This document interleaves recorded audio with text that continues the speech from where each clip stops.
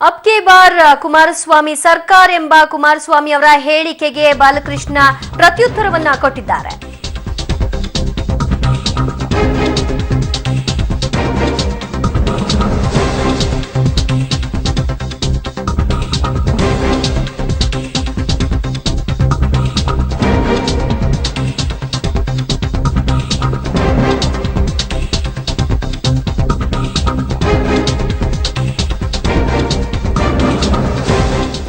अब की बार ಕುಮಾರಸ್ವಾಮಿ ಸರ್ಕಾರ ಅಂತ ಎಚ್ಡಿಕೆ ಹೇಳಿಕೆಯನ್ನ ನೀಡಿದ್ರು. ಇದರ ಬೆನ್ನಲ್ಲೇ ಜೆಡಿಎಸ್ ಬಂಡಾಯ ಶಾಸಕ ಬಾಲಕೃಷ್ಣ ಪ್ರತ್ಯುತ್ತರವನ್ನ ನೀಡಿದ್ದು, ಆ ಕಾಲ ಹೋಯ್ತು, ಈಗ ಯಾವ ಬಾರು ಇಲ್ಲ ಗೀರು ಇಲ್ಲ ಅಂತ ಹೇಳಿಕೆ ನೀಡಿದ್ದಾರೆ. ನನ್ನ ಕ್ಷೇತ್ರಕ್ಕೆ ಬಂದು ಎಚ್ಡಿಕೆ ಸ್ಪರ್ಧೆ ಮಾಡುವುದಾದ್ರೆ ನಾನು ಸ್ವಾಗತಿಸ್ತೀನಿ.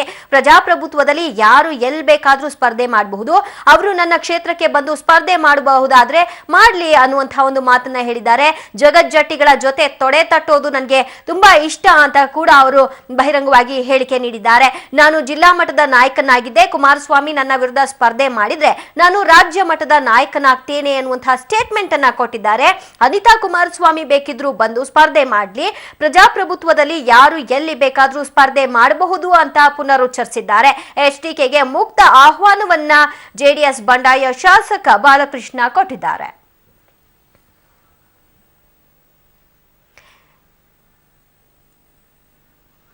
ಈ ಬಗ್ಗೆ ಹೆಚ್ಚಿನ ಡೀಟೇಲ್ಸ್ ಕೊಡ್ತಾರೆ ನಮ್ಮ ಪ್ರತಿನಿಧಿ ರವೀಶ್. ಅಂದ್ರೆ ಇದೊಂದ್ ರೀತಿ ಅಸಮಾಧಾನದ ನುಡಿನ ಅಥವಾ ಇದನ್ನ ಪೂರ್ವ ಮನಸ್ಸಿನಿಂದ ಅವ್ರು ಸ್ವಾಗತಿಸಿದ್ದಾರೆ ಅಂತನಾ? ದಿವ್ಯಾ, ಕುಮಾರಸ್ವಾಮಿ ಅವರು ನಿನ್ನೆ ಸದನದಲ್ಲಿ ಕೊಟ್ಟಂತ ಈ ಒಂದು ಆಪ್ಕಿ ಬಾರ್ ಕುಮಾರಸ್ವಾಮಿ ಸರ್ಕಾರ ಒಂದು ಹೇಳಿಕೆ ಏನಿದೆ, ರಾಜಕೀಯ ವಲಯದಲ್ಲಿ ಸಾಕಷ್ಟು ಸಂಚಲನ ಮೂಡಿಸಿದೆ ಅಂತ ಹೇಳ್ಬೋದು. ಮತ್ತೆ ಇದ್ರ ಬಗ್ಗೆ ಸಾಕಷ್ಟು ಚರ್ಚೆ ಆಗ್ತಾ ಇದೆ.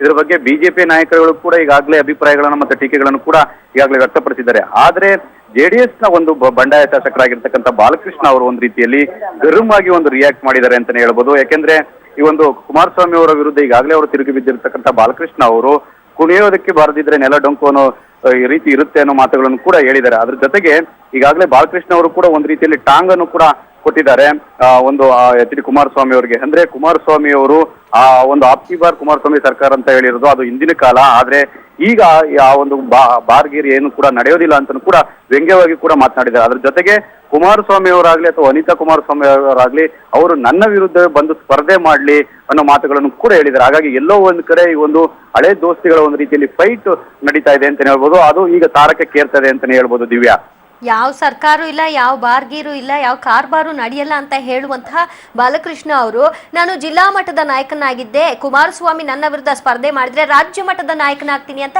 ಯಾವ ಬೇಸ್ನಲ್ಲಿ ಹೇಳಿದ್ರಾಗಿದ್ರೆ? ನಿಜಕ್ಕೂ ಕೂಡ. ಯಾಕೆಂದ್ರೆ ಇದು ಒಂದು ರೀತಿಯಲ್ಲಿ ಆ ಒಂದು ಟಾಂಗ್ ಕೊಡೋ ನಿಟ್ಟಿನಲ್ಲೂ ಕೂಡ ಈ ಒಂದು ಹೇಳಿಕೆಯನ್ನು ಕೊಟ್ಟಿದ್ದಾರೆ ಅಂತ ಕೂಡ ಚರ್ಚೆ ಆಗ್ತಾ ಇರುವಂತ ವಿಷಯ. ಯಾಕೆಂದ್ರೆ ಜಗಜ್ಜಟ್ಟಿಗಳ ಜೊತೆ ಗುದ್ದಾಡಬೇಕು ಕುಮಾರಸ್ವಾಮಿ ಅವರಾದವರು, ಅವರು ದೊಡ್ಡ ಮಟ್ಟದ ನಾಯಕರು. ಆದ್ರೆ ನನ್ನಂತ ಒಬ್ಬ ಜಿಲ್ಲಾ ಮಟ್ಟದ ನಾಯಕನಿಗೆ ಒಂದು ಸ್ಪರ್ಧೆ ಮಾಡ್ತಾರೆ ಏನಾದ್ರೆ ನನ್ನ ಒಂದು ವರ್ಚಸ್ಸು ಕೂಡ ಹೆಚ್ಚಾಗುತ್ತೆ. ಹಾಗಾಗಿ ಅವ್ರು ಬಂದು ನನ್ನ ವಿರುದ್ಧ ಸ್ಪರ್ಧೆ ಮಾಡ್ಲಿ ಅನ್ನೋ ಒಂದು ರೀತಿಯಲ್ಲಿ ಸವಾಲನ್ನು ಕೂಡ ಹಾಕಿದ್ದಾರೆ. ಹಾಗಾಗಿ ಕುಮಾರಸ್ವಾಮಿ ಅವರು ಇದಕ್ಕೆ ಯಾವ ರೀತಿ ರಿಯಾಕ್ಟ್ ಮಾಡ್ತಾರೆ ಅನ್ನೋದು ಕೂಡ ಕಾದ್ ನೋಡ್ಬೇಕಾಗಿದೆ.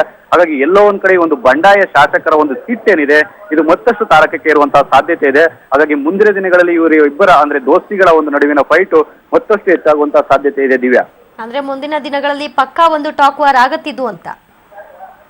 ನಿಜಕ್ಕೂ ಕೂಡ. ಯಾಕೆಂದ್ರೆ ಮುಂದಿನ ದಿನಗಳಲ್ಲಿ ಒಂದು ಬಂಡಾಯ ಶಾಸಕರಾಗಿರುವ 8 ಮಂದಿ ಬಂಡಾಯ ಶಾಸಕರು ಕೂಡ ಒಂದು ರೀತಿಯಲ್ಲಿ ಕುಮಾರಸ್ವಾಮಿ ಅವರ ವಿರುದ್ಧ ತೊಡೆ ತಟ್ಟಿ ನಿಲ್ಲುವಂತಹ ಸಾಧ್ಯತೆ ಕೂಡ ಹೆಚ್ಚಾಗಿದೆ. ಹಾಗಾಗಿ ಕುಮಾರಸ್ವಾಮಿ ಅವರು ಅದನ್ನೆಲ್ಲ ಹೇಗೆ ಎದುರಿಸ್ತಾರೆ ಅನ್ನೋ ಕೂಡ ಕಾದ್ ನೋಡ್ಬೇಕಾಗಿದೆ. ಜೊತೆಗೆ ಅನಿತಾ ಕುಮಾರಸ್ವಾಮಿ ಅವರು ಎಲ್ಲಿ ಸ್ಪರ್ಧೆ ಮಾಡ್ತಾರೆ ಅನ್ನೋದು ಕೂಡ ಕಾದ್ ನೋಡ್ಬೇಕಾಗಿದೆ. ಇದ್ರ ಬಗ್ಗೆ ಸಾಕಷ್ಟು ಚರ್ಚೆಗಳು ಕೂಡ ಆಗ್ತಾ ಇದೆ. ಅಂದ್ರೆ ಅನಿತಾ ಕುಮಾರಸ್ವಾಮಿ ಉತ್ತರ ಕರ್ನಾಟಕಕ್ಕೆ ಬರ್ತಾರೋ ಅಥವಾ ಮಾಗಡಿ ಅಥವಾ ರಾಮನಗರದಲ್ಲಿ ನಿಲ್ತಾರೋ ಅನ್ನೋದು ಕೂಡ ಈಗ ಚರ್ಚೆ ಆಗ್ತಿರುವಂತ ವಿಷಯ. ಅದಕ್ಕೆ ಕುಮಾರಸ್ವಾಮಿ ಅವರೇ ಒಂದು ರೀತಿಯಲ್ಲಿ ಸ್ಪಷ್ಟತೆಯನ್ನು ಕೂಡ ಕೊಡಬೇಕಾಗಿದೆ. ದಿವ್ಯಾ, ಜೆಡಿಎಸ್ ನಲ್ಲಿ ಅಪ್ಪ ಮಗ ಇಬ್ರು ಅಂದ್ರೆ ದೇವೇಗೌಡರು ಮತ್ತು ಕುಮಾರಸ್ವಾಮಿ ಅವರು ಈ ರೀತಿ ಸವಾಲ್ ಹಾಕೋರ್ಗೆ ಹೇಗ್ ಮಟ್ಟ ಹಾಕ್ಬೇಕು ಅನ್ನುವಂತಹ ಸರ್ವಸಿನ್ನದ ಪ್ಲಾನ್ ಗಳನ್ನ ಬಹಳಷ್ಟು ಸರಿ ರೂಪಿಸಿದ್ದಾರೆ. ಈಗಲೂ ಕೂಡ ಬಹು ಅಂದ್ರೆ ಅದೇ ರೀತಿಯಾದಂತಹ ಒಂದು ಪ್ಲಾನ್ ಅನ್ನ ರೂಪಿಸುವಂತಹ ಸಾಧ್ಯತೆ ಇದೆಯಾ? ದಿವ್ಯಾ, ಈಗಾಗಲೇ ಅವರು ಚುನಾವಣೆಯ ದೃಷ್ಟಿಯಲ್ಲಿ ಯಾವ ಎಲ್ಲ ರಣತಂತ್ರಗಳನ್ನು ರೂಪಿಸಬೇಕು ಆ ಒಂದು ಹಾದಿಯಲ್ಲೂ ಕೂಡ ಈಗಾಗಲೇ ದೇವೇಗೌಡರು ಮತ್ತು ಕುಮಾರಸ್ವಾಮಿ ಅವರು ಕೂಡ ಈಗಾಗಲೇ ಆ ಒಂದು ರಣತಂತ್ರಗಳನ್ನು ಕೂಡ ರೂಪಿಸ್ತಾ ಇದ್ದಾರೆ. ಅದಕ್ಕಾಗಿಯೇ ಉತ್ತರ ಕರ್ನಾಟಕದಲ್ಲಿ ಒಂದು ಮನೆಯನ್ನು ಕೂಡ ಮಾಡಿ ಅಲ್ಲಿ ಒಂದು ವಾಸ್ತವ್ಯವನ್ನು ಕೂಡ ಹೂಡಿ ಅಲ್ಲಿ ಒಂದು ಯಾವ ರೀತಿ ನಾವು ರಣತಂತ್ರಗಳನ್ನು ರೂಪಿಸಬೇಕು, ಅದ್ರ ಜೊತೆಗೆ ಈ ಒಂದು ಬಂಡಾಯ ಕ್ಷೇತ್ರದ ಶಾಸಕರ ಕ್ಷೇತ್ರಗಳಲ್ಲಿ ಯಾವ ಅಭ್ಯರ್ಥಿಗಳನ್ನ ಹಾಕ್ಬೇಕು ಮತ್ತೆ ಅವರನ್ನು ಹೇಗೆ ಮಣಿಸಬೇಕು ಅನ್ನೋದ್ರ ಬಗ್ಗೆ ಕೂಡ ಸಾಕಷ್ಟು ಚರ್ಚೆಗಳಾಗ್ತಾ ಇದೆ. ಮತ್ತೆ ಆ ಒಂದು ನಿಟ್ಟಿನಲ್ಲೂ ಕೂಡ ಹುಡುಕಾಟವನ್ನು ಕೂಡ ಶುರು ಮಾಡಿದ್ದಾರೆ ಅಂತ ಕೂಡ ಹೇಳಲಾಗ್ತಾ ಇದೆ. ಆದ್ರೆ ಬಹಿರಂಗವಾಗಿ ಎಲ್ಲೂ ಕೂಡ ಈ ಬಗ್ಗೆ ಅವರು ತುಟಿಯನ್ನು ಕೂಡ ಬಿಚ್ಚುತ್ತಾ ಇಲ್ಲ.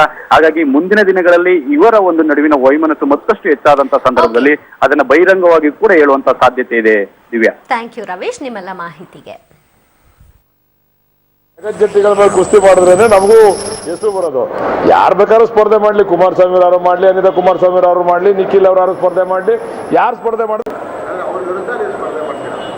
ನನ್ನ ವಿರುದ್ಧ ಅವ್ರು ಸ್ಪರ್ಧೆ ಮಾಡ್ತಾ ಇರೋದು, ಅವ್ರ ವಿರುದ್ಧ ನಾನು ಸ್ಪರ್ಧೆ ಮಾಡ್ತಾ ಇಲ್ಲ, ನನ್ನ ವಿರುದ್ಧ ಬಂದು ಅವ್ರು ಸ್ಪರ್ಧೆ ಮಾಡ್ತಾ ಇರೋದು. ನಾನು ಸ್ವಾಗತ ಬಯಸ್ತೀನಿ. ವಾಯ್ಸ್ ಅತ್ಯಂತ ಸಂತೋಷದಿಂದ ಅವ್ರನ್ನ ನನ್ನ ಕ್ಷೇತ್ರಕ್ಕೆ ಸ್ವಾಗತಿಸ್ತೀನಿ ನಾನು. ನಿನ್ನೆ ಈ ಪ್ರಶ್ನೆಗಳನ್ನ ನಾವು ತೋರಿಸ್ತಾ ಇದ್ವಿ. ಭಾರತದಲ್ಲಿ ಕಪ್ಪು ಹಣ ಇದೆ ಅಂತ ನಿಮ್ಗೆ ಅನಿಸತ್ತಾ ಅಂದ್ರೆ ಹೌದು ಅಂತಾರೆ 98. ಆಬ್ವಿಯಸ್ಲಿ ಇಲ್ಲ ಅನ್ನಕ್ಕಾಗಲ್ಲ ಯಾರುವೆ.